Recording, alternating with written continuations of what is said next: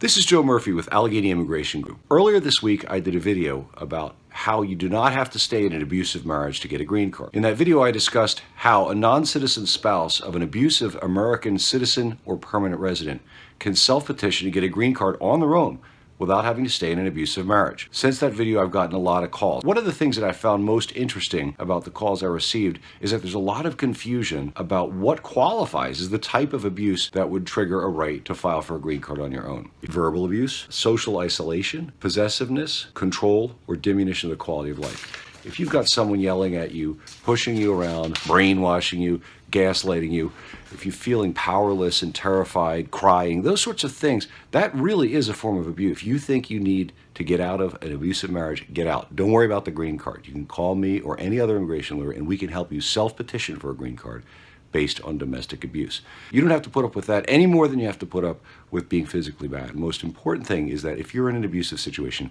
get out of it right away. Another kind of really unpleasant type of abuse we're seeing a lot of is where the abusive citizen spouse tells the non-citizen spouse that if he or she leaves the marriage or reports the abuse, that the citizen spouse will then falsely tell the authorities that the marriage was fraudulent. They can't do that.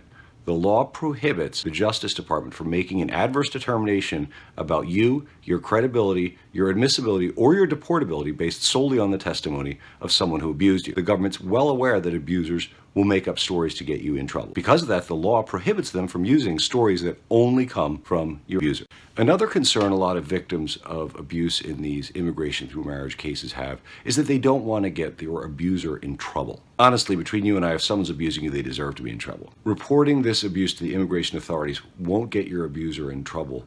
It'll just get you out of a bad situation, and it'll get you a green card without having to stay in a bad situation. Don't worry about the immigration consequences. We can fix those later. The most important thing is to get out of the situation.